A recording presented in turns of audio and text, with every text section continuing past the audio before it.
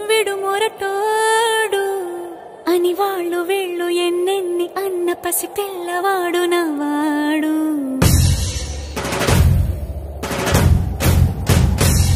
విడు ముండోడు అని ఊరు వాడ అనుకున్న గాని మహారాజు నాకు నవ్వాడు.